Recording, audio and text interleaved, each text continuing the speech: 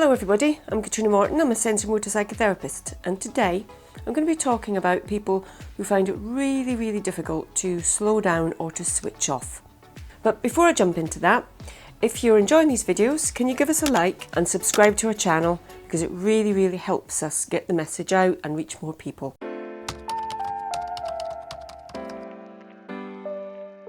I get an awful lot of people who find it really difficult to switch their really fast, busy thinking head off, to take any downtime, to relax at all, and to slow down. And there's a number of reasons for that. I can spot people very quickly when they come in, especially if they're coming in to see me, but it's the same on a Zoom or a Skype, because they talk really fast, they talk really quickly, they're all over the place, and they find it very difficult to focus on one thing. If I ask them to sense into their body, their head will just, knock them out, divert all over the place, and often they can't really sit still either. They're moving around an awful lot. For those people, things like meditation and yoga and Tai Chi, they're going to be really difficult because they involve being aware of the body, slowing things down, being quiet, being still. And for some people that is really very triggering. Well, there's a number of reasons why that is. If people are very hypervigilant, so if you've grown up in an unpredictable environment, then you've had to keep your awareness switched on at all time. So you can second guess what's coming, you can read the room, you can get an idea of what's coming, so you can preempt things. So it's very difficult to switch off all your senses and be aware of your body. For other people, when they've been growing up, they've been given the message that their productivity is the thing that's most important, that defines them. And for a lot of people, if they've been brought up in a very high-achieving family, then often when they reach one milestone, it's, well, what's next? And the goalposts keep moving. And if growing up we've been valued by how much we produce, our productivity, our level of doing things, if that's been the main focus, then we take that in and we make that the main thing about ourselves. But the problem with it is that it's never ending. Those goalposts keep moving. What's next?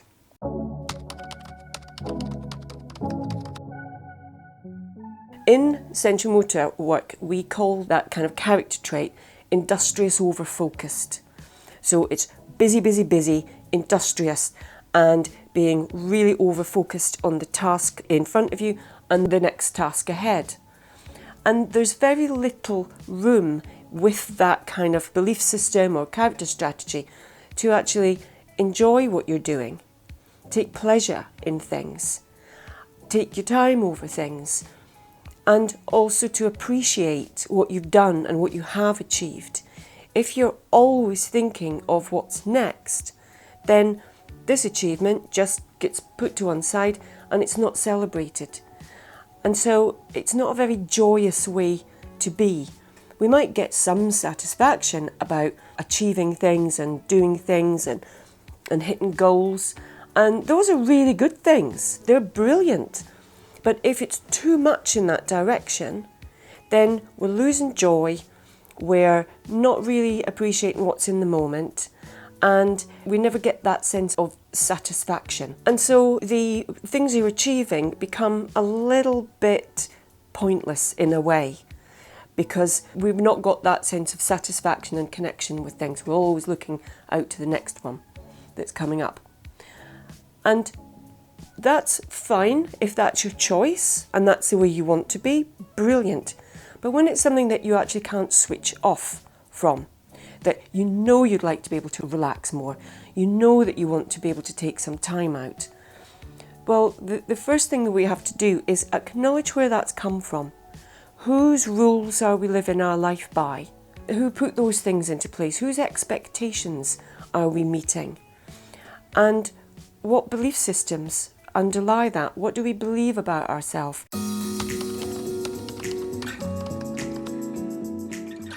If we were to take time out, sometimes you can just do that as a kind of an exercise of, okay, I'm going to sit, I'm going to try and be still, and give myself permission in this moment to just take a little bit of time off, to just slow down a little bit, not do everything at such a fast pace.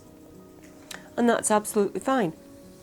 You can notice what kind of reaction you get from your body and what things your head tells you about that. Have you got a little, a voice that pops up that says, oh, you can't do that, that's lazy, or you need to be keeping yourself busy. Just the narrative that goes on with it. If you can trace that back and realise that that's been given to you, that's been said to you, and it's that's motivating you, then when those things come up, those little voices or that sense of agitation, we can place it back to where it is. That's not actually mine. And what rules would I like to be able to live my life by? So that's the kind of thought thing that goes with it and the practical side of it. How do you actually do that? We have to almost retrain ourselves because our body's always rearing to go and we're always thinking of the next thing. So the first thing we have to do is shut down our overthinking head because we're not in the present moment when we're like that. So how can we bring the present moment in? How can we be more present in the moment? How can we be more present in our body?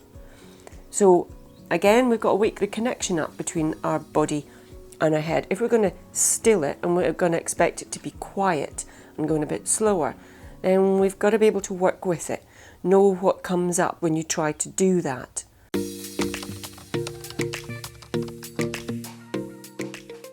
So to wake the connection up with our body, we have to be able to read the information that's coming from your body to your head and get your curiosity in there. And so we can wake it up by, rubbing our legs, giving them a good pat, so that we can feel. It's like when you stop, you've got more feeling in your legs. It's like, oh yeah, I can actually feel that I've got legs now. Do the same with your arms. Squeeze some muscles, release them. Do it a few times, work them a little bit. Get a sense of what's happening in here. And then when we're getting more messages from our body, then it can be a little bit easier to start focusing on our breath.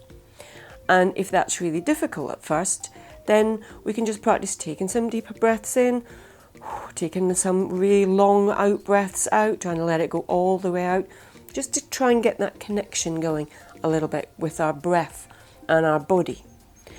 And when we can sit and say, okay, I'm going to notice what happens when I try to just sit and I'm really, really still. So being aware of what it's like to try and keep your body really, really still. Maybe close your eyes. So you're shutting out all your visual information that's coming in. Or keeping your eyes fixed on one point for, say, 10 seconds and not moving away. Where's the agitation? What shows up in your body? Or your body might say, oh, actually, it's really quite nice to sit still. Notice which parts of you want to keep moving. What's hardest to keep still? Is it your hands? Is it your feet? Does your body just kind of want to keep moving and rocking? Is it your legs they want to jiggle around? When we can recognise those things, then we can get some resources to help those parts of us. Maybe give those things a really meaningful job to do. If your feet can't keep still, can you join in with them? Can you squeeze them and release them? Can you lift your toes up and down? Can you make some movements? Can you do both feet together? Can you do one at a time? Can you speed them up? Can you slow them down? Do the same with your hands. If your hands really need to keep busy, can you just grasp each finger? So you're making the unconscious things that your body's doing a little bit more conscious and joining in and kind of relating to, if your hands want to keep busy, then can you give them a job that actually makes them feel like they're doing something? When you stop, do they actually feel like they're a little bit stiller? The more connected we are in here, the more connected we are with our environment. Now can you look around and be curious about things? Can you look at an object and, notice the textures and the patterns of it, what it's made of, the shadows on it. I wonder where it's from. Bring your curiosity in. Because when you're going fast, you're not actually taking anything in. You can use your senses to smell different things. Give yourself that present moment experience. And when you understand why it's had to be that way, then you can have a bit more compassion with that ever-going part of yourself and the agitation or anxiety that comes up, either in your body or in your head, when you actually try and slow it down. If you know you do things really, really quickly, can you make a really, really conscious effort of slowing everything down? Even if it's, making a cup of tea or whatever you're doing, the washing up, can you do it really slowly? Can you slow it down and just notice a little bit more about what you're doing and how you're doing it? It can be a really good retraining because we've been trained in that way. It's like, absolutely, we just do it without even thinking. So when we're going to change things, if this is something that you do want to change, then we've got to be able to work on it. Even if you just pick a few tasks and put a post-it note up and say, I'm going to remember to do this task a bit more slowly. I'm going to do it a little bit more differently. Then it just brings that conscious thing that you're trying to do into your everyday. So you're actively working on it and you know why you're doing it, and you're giving yourself permission all the time. No, these are my new rules. I'm choosing to live these rules because I'd like to be able to slow down a bit. I'd like to be able to relax. I would like to be able to get to that yoga class and not be always thinking about all the things that I should be doing, because those things will always be there.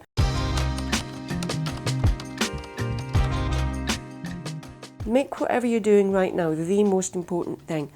Even if it's just following your breath in and out, give yourself permission to make that the most important thing just in this moment. It takes practice, but it's really worth getting there. And the way of doing it, those kind of tasks, they'll be different for everybody. So experiment with some. If that's what you want to do, then pick some tasks to slow down and to just be a little bit more meaningful and observant and curious about them. And what you'll find is at the beginning it will be a big effort and you've got to do it, and then it starts to just become a little bit more normal. And before you know it, actually, it's already becoming easier and you're not going at such a fast pace and you've learned how to slow your mind down. You will get there. You've got to put in a bit of the hard work at the beginning, and then it just gets easier as it becomes more your new normal. So if this has been helpful, if this resonates with you, if you can relate to this, then give us a like and subscribe to our channel. And if you've got any comments or questions or even topics that you'd like us to cover, then brilliant, send them in. We really like hearing from you all. And I look forward to seeing you again really soon. Bye.